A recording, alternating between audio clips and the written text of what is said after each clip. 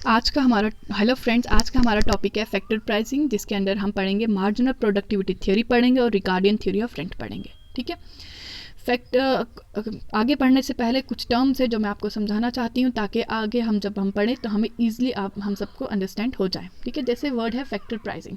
तो what is the meaning of factor pricing? Factor pricing का meaning होता है वो वाली चीज़ें जो प्रोडक्ट बनाने में इस्तेमाल की जाती हों। ठीक है, वो वाली चीज़ें जो प्रोडक्ट बनाने में इस्तेमाल की जाती हो।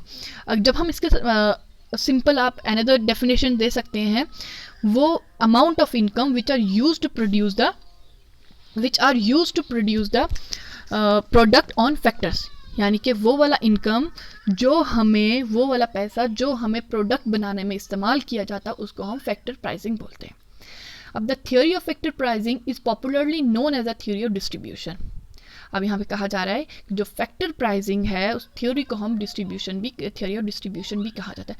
अब डिस्ट्रीब्यूशन वर्ड से हमें यहाँ से पता चल जाता है कि यानी कि जो फैक्टर प्राइसिंग है, जो उसमें इनकम आती है हमें, वो हम डिस्ट्रीब्यूट करते हैं। ठीक है, अमंग द फैक्टर्स।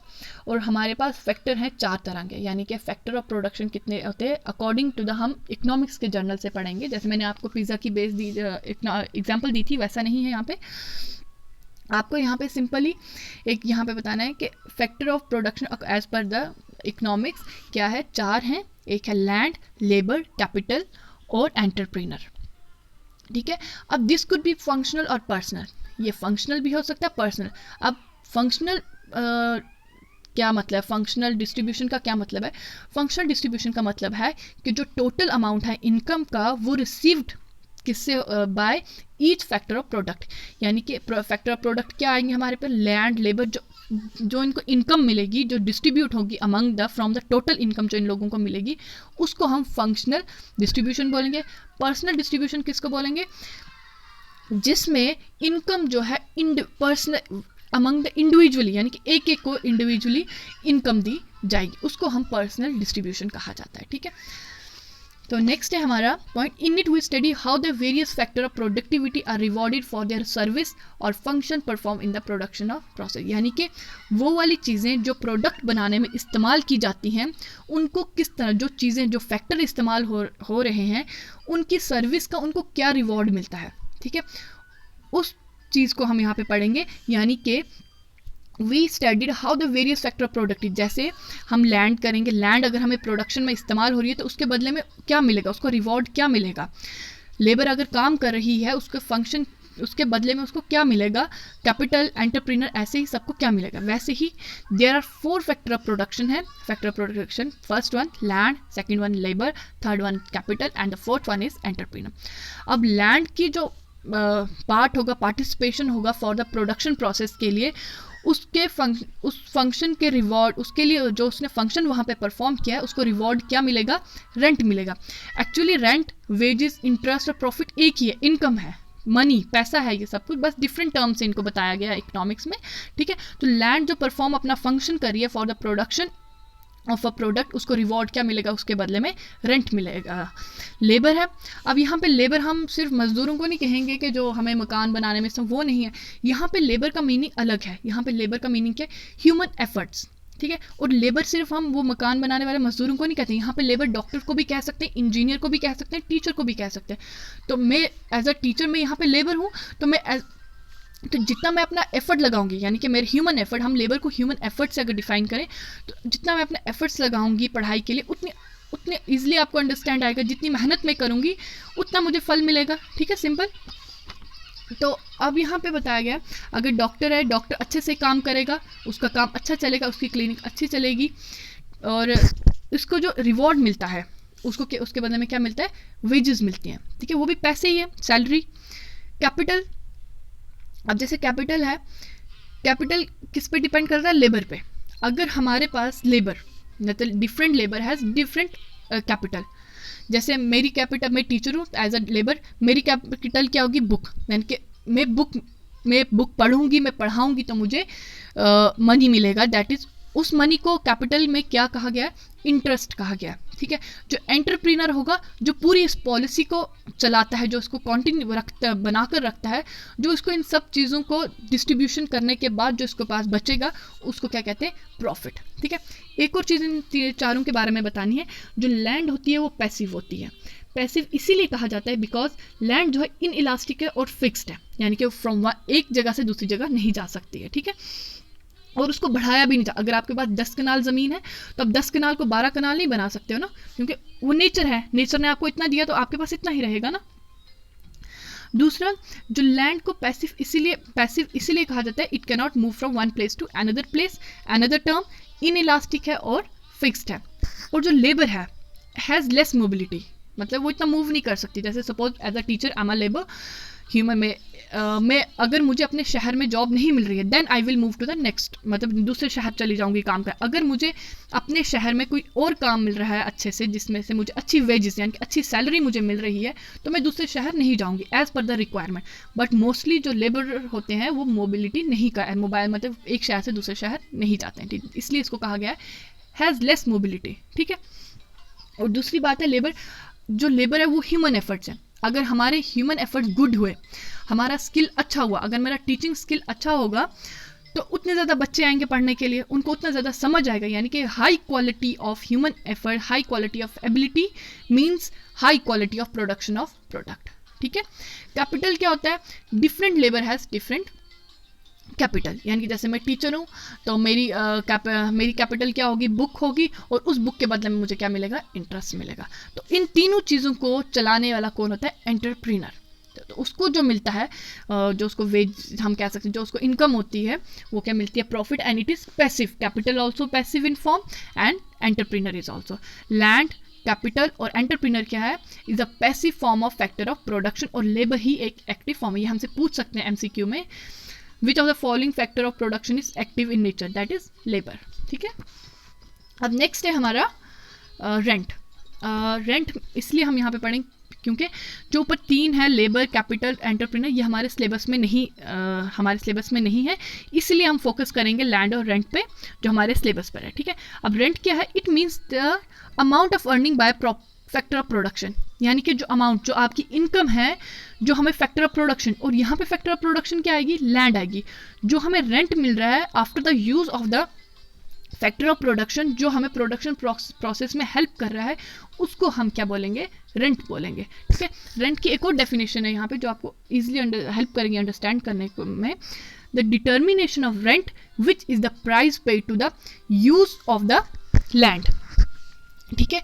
यानी कि वो लैंड जिसमें से हमें रेंट, जिसमें से हमें पैसा मिलता है after the use of the land, ठीक है। प्राइस पेड जो होता है after the use of the land, उसको क्या बोलते हैं, रेंट बोलते हैं, ठीक है। अब यहाँ पे थ्योरी है Ricardian theory of rent. David Ricardian was the first classical economist who gave us a system theory of rent, ठीक है। इसने ही हमें सबसे पहले मतलब जो अच्छी तरह जिसने एक्सप्लेन किया था, वो किसने किया था रेंट के बारे में, डेविड रिकार्डो ने। तो मैंने यहाँ पे रिकार्डियन लिख दिया, यहाँ एक्चुअली ये पे रिकार्डो है, ठीक है। According to Ricardo, rent is that portion of the produce of earth which is paid to the landlord for the use of the original indestructible power of the soil। यानी कि रेंट क्या है, वो जो लैंडलॉर्ड को मिलता है, ठीक है, जो इनकम, जो पैसा लैंडलॉर्ड को मिलता है after the use of the soil in a proper way. अगर आप लैंड पे अच्छी तरह से कल्टीवेट करोगे, अच्छी तरह से ध्यान रखोगे, जो आफ्टर कल्टीवेशन जो आपको मिलेगा उसमें से रेंट जो मिलेगा वो अच्छा मिलेगा, ठीक है। Assumption of the Ricardian theory. अब रिगार्डियन थ्योरी क्या कहती है, land has no alternative use at it is used only for farming. यानी कि रिगार्ड, ये सच बात नहीं है, मतलब इसने एजम्पशन है इसके कि जो लैंड है उसमें सिर्फ फार्मिंग के लिए इस्तेमाल हो सकती है, ठीक है। अकॉर्डिंग टू द रिगार्डो के फार्म, जो लैंड है उसको सिर्फ कॉर्न उस पर उगाए, कॉर्न फार्मिंग हो सकती है, ठीक है। सेकेंड है, this theory also assume that fertility different from land to land. It is true, ठीक है। फर्टिलिटी जो रेट होता है लैंड का वो डिफर करता है as per the location. Hilly areas की अगर हम बात करेंगे फर्टिलिटी कम होगा rate as compare to the plain areas. अगर फिर कोस्टल एरिया तो कोस्टल एरियाज़ का फर्टिलिटी रेट, हिली एरिया का फर्टिलिटी रेट, प्लेन एरियाज़ का फर्टिलिटी रेट क्या होगा, डिफरेंट करेगा। दैट्स वाई फर्टिलिटी रेट, अगर एक और यहाँ से बात निकल के आती है, फर्टिलिटी रेट पे डिपेंड करता है प्रोडक्शन रेट। अगर आपकी लैंड की फर्टिलिटी अच्छी हुई तो इसका मतलब आपके लैंड की प्रोडक्शन भी अच्छी होगी। अगर प्रोडक्शन अच्छी है इट्स मीन आपका रेंट भी अच्छा होगा, आपका इनकम भी, अर्निंग भी अच्छी होगी। ठीक है, थर्ड पॉइंट है, this theory assumes that the law of diminishing return holds in agriculture. It states that output will not be increasing at the same rate at which the labor and capital increases. यानी कि output क्या है, जो आपको product मिल रहा है वो आपका सेम नहीं रह सकता। मे बी द लेबर और कैपिटल इंक्रीज, यानी कि आपकी जो प्रोडक्टिविटी है वो उतनी रह सकती है, प्रोडक्टिविटी नहीं कह सकते। अब 10 कनाल ज़मीन है, मैं एग्जांपल देकर दूंगी, अगर 10 कनाल ज़मीन है उसमें आपको 100 टन मिलता है, 100 टन गेहूँ मिलता है।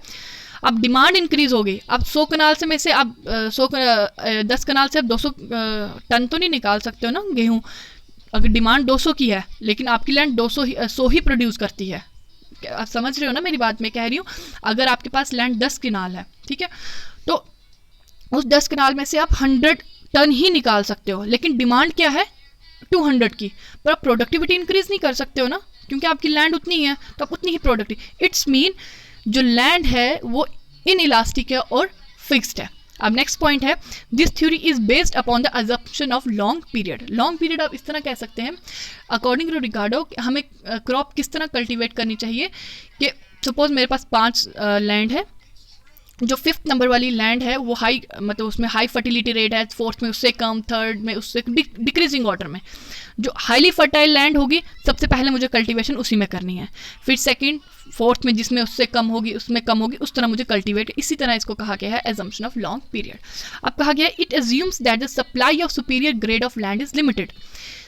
अब इसको एक शॉर्ट टर्म एक वर्ड्स में आप कर सकते हैं, सिक्योरिटी ऑफ फर्टाइल लैंड, यानी कि हर जगह आपको, मतलब यही है कि हर जगह आपको फर्टाइल लैंड तो नहीं मिल सकती है। अगर सपोज आपके पास 10 कनाल ज़मीन है, ज़रूरी नहीं है कि 10 की 10 कनाल ज़मीन वो फर्टाइल हो, मे बी उसमें से 1 कनाल थोड़ी सी ज़मीन इनफर्टाइल हो जिसमें से प्रोडक्टिविटी कम होगी।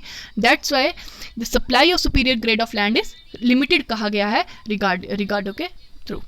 अब नेक्स्ट पॉइंट है, the Ricardian theory of rent rest upon the fundamental assumption that land possesses some same original and indestructible power. अब रिगार्डियन थ्योरी किस पे बेस्ड करती है, original and indestructible power of soil, यानी कि प्योर लैंड, जो land है वो हमें नेचर से गिफ्ट है, प्योर है, तो उसमें से जो हमें मिलता है, अब जो लैंड नेचर ने हमें लैंड दी वो हमसे किराया तो नहीं लेती है ना, मिली है हमें, नेचर ने दिए गिफ्ट के। लेकिन जब आफ्टर कल्टीवेशन जो हमें इनकम मिलती है वो एक फंडामेंटल एजम्पशन, फंडामेंटल एक उसका पॉइंट है कि land possesses some original indestructible power, यानी कि नॉन, अगर हम साइंस की टर्म में कहें नॉन बायोडिग्रेडेबल, ठीक है, नॉन बायोडिग्रेडेबल जो ख़त्म नहीं होते और उसमें से हमें मिलता ही जाता है।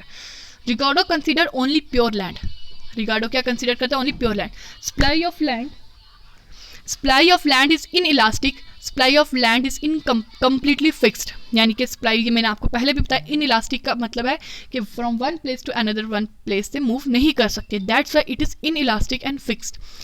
Rent increases, no change in supply, ठीक है, रेंट इंक्रीज हो सकता है, इनकम आपको इंक्रीज हो सकती है, लेकिन सप्लाई, सपोज अगर आपकी प्रोडक्टिविटी 100 है, मतलब 100 है, तो लेकिन बाहर डिमांड कितनी है, 200 की है, लेकिन आप अपना प्राइस रेट इंक्रीज कर दोगे लेकिन प्रोडक्टिविटी उतनी ही रखोगे, यानी कि रेंट इंक्रीज कर सकते हो लेकिन प्रोडक्टिविटी आप इंक्रीज नहीं कर सकते हो।